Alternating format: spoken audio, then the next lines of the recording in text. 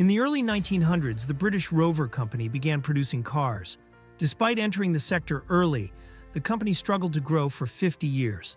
While other European manufacturers like Renault, Citroën, Opel, Fiat, and Peugeot were producing hundreds of thousands of cars annually, Rover only had a small market in the UK. Unable to achieve sufficient success in the car market, Rover decided to try its luck in the military and civilian off-road vehicle market. The British manufacturer was greatly influenced by the contribution of American Willys Jeeps during World War II. Inspired by Willys Jeeps, the company aimed to develop a simple, durable, and affordable vehicle, primarily for country regions and industrial use. With this goal, Rover started production of Land Rover Jeep series in 1948. The vehicle, used in construction, farming, transportation, rural areas, and activities such as logging, saw high demand. Additionally, the Land Rover proved its durability and off-road capability by driving thousands of miles in some of the world's most challenging regions. Although the company wanted to create a more luxurious version of the Land Rover that performed well both on and off the road, it ultimately decided against taking such a risk, and the projects were canceled. For 20 years, the Land Rover series remained on the market without significant changes. By 1970, the financially struggling British brand needed to increase its sales. The idea of producing a road version of the Land Rover was still on the table. In the US, the four-wheel drive off-road vehicle market was growing with models like the Jeep, Ford Bronco, and Toyota Land Cruiser. Rover decided to enter this expanding American market with new model. Engineers first developed and tested the chassis, suspension, and four-wheel drive system of the car without a body under off-road conditions. A lightweight and powerful aluminum-bodied V8 engine was supplied from General Motors. To simplify production and reduce costs, the decision was made to give the car a boxy body design. The design team created a prototype using simple panels that required minimal shaping. The company's management was impressed by this design and approved the prototype. The downward-sloping roof and hood design became iconic features of the Range Rover. Finished prototypes were tested and driven worldwide under all conditions for several years. Finally, in 1970, the Range Rover series was launched. The new series made a significant impact and quickly won many awards. France even considered the model a work of art and exhibited it in the Louvre Museum. The Range Rover was not only an excellent off-road vehicle, but also performed well on the road. Unlike other models, it resembled a station wagon.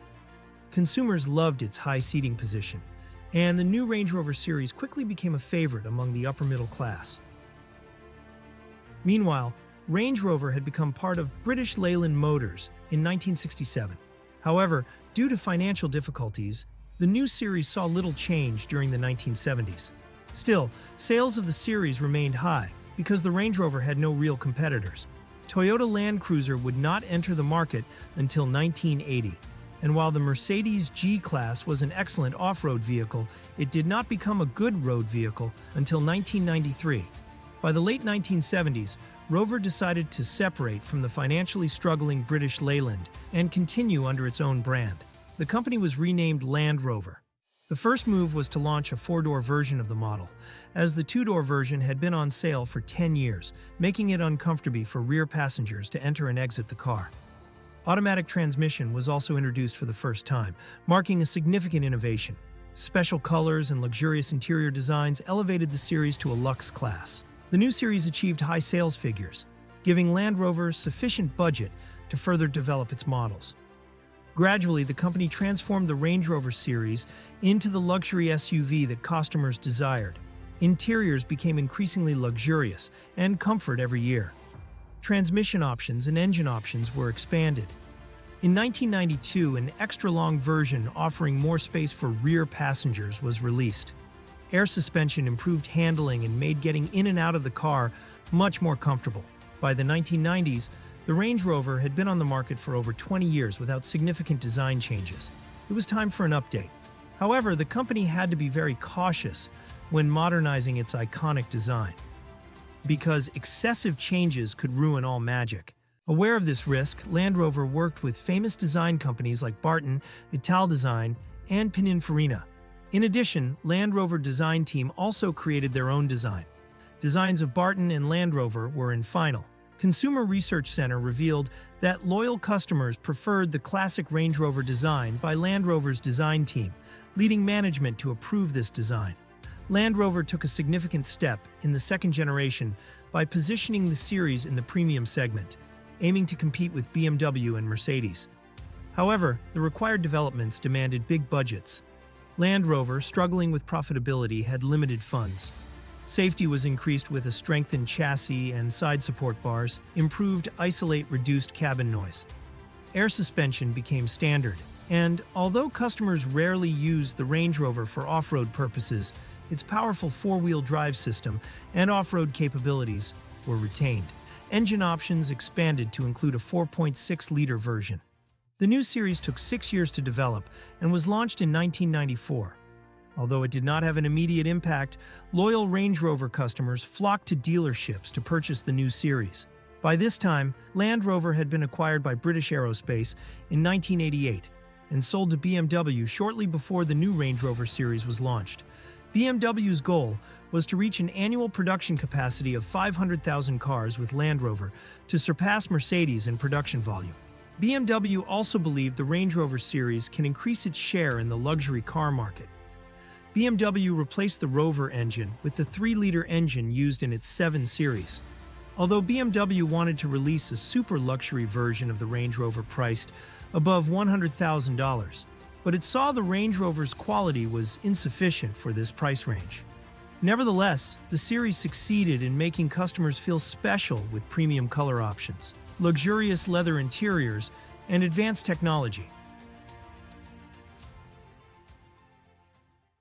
But BMW wasn't happy with Range Rover on sale. By 1998, BMW decided to completely redesign the model. However, creating a new series required a high budget. The main issue was that, despite the rising sales of Discovery, Freelander and Range Rover models, Land Rover as a whole remained unprofitable.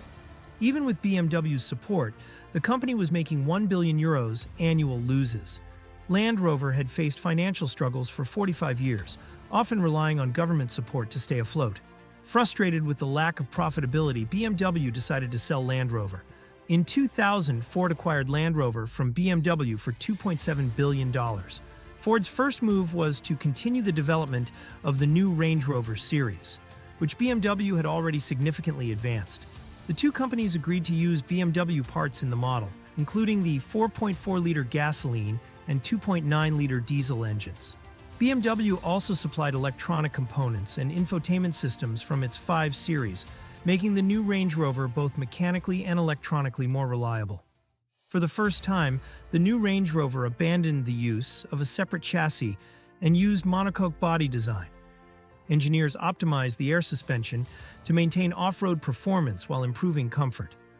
The exterior color options were expanded, and features like heated and ventilated seats made the model even more luxurious. The new Range Rover series was the most advanced and luxurious series until this time. Customers greatly appreciated the new series, and sales increased rapidly. Over time, the BMW engines and parts were replaced with Ford's engines and components. Despite these improvements, Land Rover seemed to be a cursed brand, as Ford eventually decided to sell it in 2007. This time, Ford's financial difficulties were the driving force. Actually, the main problem was Jaguar's sub-brand of Ford was losing money every year. Although Land Rover was a profitable brand, Ford needed cash immediately. To ensure someone would purchase the unprofitable Jaguar, Land Rover was bundled with it in a 2-for-1 deal. In 2008, Tata Motors, an Indian automotive giant, acquired both Jaguar and Land Rover for $2.3 billion. Ford's decision proved to be wise, as the 2008 economic crisis hit shortly afterward, while competitors like General Motors and Chrysler filed for bankruptcy. Despite the economic crisis, Land Rover sales remained strong. To maintain its position in the rapidly growing luxury SUV market, Land Rover decided to renew the Range Rover series once again. By this time, Range Rover faced stiff competition from models like the Audi Q7, BMW X5, and Mercedes-Benz M-Class. Land Rover adopted a strategy similar to that of German brands. They were expanding their product lineups with smaller versions of their luxury SUVs and sedans. Following this strategy, Land Rover rebranded Range Rover as a separate brand. In 2011, three new models were introduced: the classic Range Rover, the sportier Range Rover Sport, and the smaller Range Rover Evoque. The series transitioned from angular to softer lines in its design, adopting a more modern and refined identity. Tata Motors' €5 billion investment ensured that the new series was a success. The use of an entirely aluminum body reduced the vehicle's weight by 425 kilograms, significantly improving performance and fuel efficiency. The premium interior design offered exceptional comfort, placing Range Rover strongly in the luxury segment. Recognizing the need for additional models, Land Rover launched the Range Rover Velar in 2017. Positioned between the Range Rover Sport and Evoque, the Velar filled a gap in the lineup. The series reached record sales with over 270,000 units sold in 2017 alone. What BMW and Ford failed to achieve, Tata Motors succeeded in doing. The Indian company's strategic investments and long-term vision revitalized the Range Rover brand, solidifying its place as a leader in the luxury SUV market.